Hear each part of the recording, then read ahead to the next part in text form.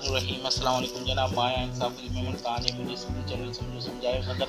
सभिनी खां पहिरीं मुंहिंजी उहा ई रिक्वेस्ट आहे त तव्हां मुंहिंजे चैनल खे सब्सक्राइब कयो। जंहिं दोस्तनि सब्सक्राइब न कयो आहे उहो प्लीज़ सब्सक्राइब कनि। सब्सक्राइब करे मुंहिंजे लाइ रेड कलर जे बटन खे क्लिक करे बेल जे आइकॉन खे ज़रूरु दॿाइजो। ईअं करण सां ईअं थींदो जो मुंहिंजी नई अचण वारी वीडियो तव्हां ताईं पहुचंदी, तव्हां हुनखे ॾिसी फ़ाइदो वठी सघंदा। जनाब, जेके दोस्त थोड़ो तस्वीर ते कमु करणु चाहिनि था या के तस्वीर खे मां को अनवांटेड शइ जेका तव्हांखे पसंदि कोन्हे उनखे रिमूव करणु चाहिनि था, त उनजे लाइ हिकिड़ी नई एप्लीकेशन आहे, उनजी वजह ऐं रिव्यू ॾींदुसि। जनाब, उन एप्लीकेशन जो नालो त तव्हांखे वीडियो जे आख़िर में ॿुधाईंदुसि। उहा एप्लीकेशन छा आहे, उनजो कमु कहिड़ो आहे, उहो आउं तव्हांखे ॿुधायां थो। हाणे हीअ एप्लीकेशन आहे जेका तव्हां जॾहिं इंस्टॉल करे वठंदो त सभिनी खां पहिरियों जेको लुक हूंदो उनजो इन तरीक़े जो हूंदो। हाणे हिते 4 ऑप्शन हेठि ॾिनल आहिनि, जंहिंमें तव्हां कैमरा खे बि यूज़ करे पंहिंजो फ़ोटो जेको आहे करे सघो था। कलेक्शन जेकॾहिं तव्हांजी का मौजूदु आहे उनखे बि यूज़ करे सघो था। ऐं हिते जेको फस्ट ऑप्शन आहे गैलरी जो, उनखे क्लिक कंदुसि। क्लिक करे तव्हां ॾिसी सघो था जेके जीअं तव्हां गैलरी खे क्लिक कंदो तव्हां वटि जेके मौजूदु पिक्चर्स आहिनि उन सभु अची वेंदियूं। हाणे हिन में मूं वटि खोड़ सारियूं पिक्चर्स आहिनि। इन्हनि मां जंहिं बि पिक्चर में तव्हीं को अनवांटेड पार्ट आहे उनखे हिकिड़े ई क्लिक में जेकॾहिं ख़तमु करणु चाहियो था त उनजे लाइ इहा एप्लीकेशन आहे। त सपोज़ कयो कंहिं फ़ोटो खे आउं हिते खणा थो हिकिड़ो तव्हां खे जीअं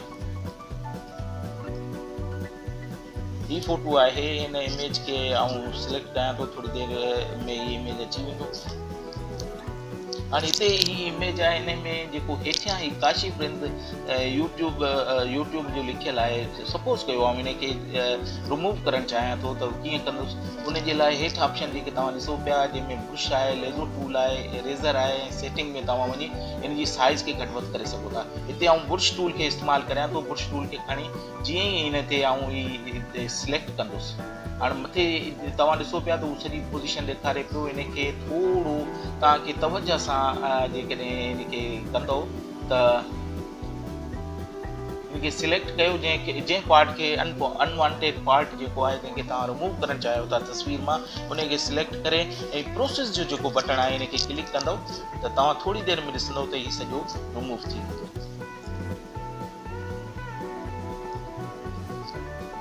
ही ॾिसी सघो था ही तस्वीर मां उन जेको अनवांटेड पार्ट हो उनखे रिमूव करे छॾियो आहे। त हीअ हिकिड़ी बहितरीनु एप्लीकेशन आहे जंहिं तस्वीर मां तव्हां कंहिं बि शइ खे जेकॾहिं तव्हांखे नथा तव्हां चाहियो त हीअ इन तस्वीर में हुजे, उनखे अनवांटेड पार्ट खे जेकॾहिं रिमूव करणु चाहियो था त उनजे लाइ हिकिड़ी बहितरीनु एप्लीकेशन आहे। हिनखे ज़रूरु हिकिड़ो इस्तेमालु करियो ऐं इन जो जीअं मूं तव्हांखे ॿुधायो त कंहिं खे बि सिलेक्ट करे उन खां पोइ तव्हां उनखे इस्तेमालु करे सघो था। हाणे हलूं था इन एप्लीकेशन जी तरफ़। जेका एप्लीकेशन आहे उनजे बारे में तव्हांखे ॿुधायां थो। उनजे लाइ वरी असां जेको आहे हे प्ले स्टोर में हलंदासीं। प्ले स्टोर खे ओपन कंदव। स्टोर में उन एप्लीकेशन जे बारे में ॼाणण जे लाइ हाणे प्ले स्टोर में गूगल सर्च में असां लिखंदासीं अनवांटेड ऑब्जेक्ट रिमूवल। पहिरीं तव्हां खां टाइम बचाइण जे लाइ लिखी छॾियो। हाणे हिन में ही ॾिसी सघो था खोड़ सारा ऑप्शन तव्हांखे मिलंदा, पर ही जेको 4 आहे रिमूव अनवांटेड ऑब्जेक्ट वारो, इनखे क्लिक कंदासीं। क्लिक करण सां हाणे तव्हां ॾिसी सघो था हीअ एप्लीकेशन खुली वई आहे। हिन जी बि रेटिंग तमामु बहितरीनु आहे, 4.5 जी रेटिंग आहे। 1 मिलियन माण्हुनि डाउनलोड कयो आहे। तमामु सुठी हिकिड़ी एप्लीकेशन आहे।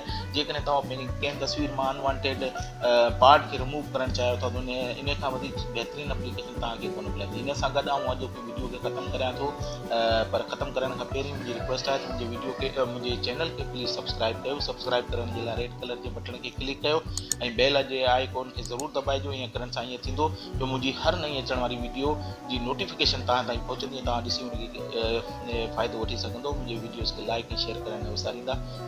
इन सां गॾु तव्हां खां इजाज़त वठंदो इन दुआ सां। अल्लाह तव्हांखे ख़ुशि आबाद रखे। अल्लाह हाफ़िज़।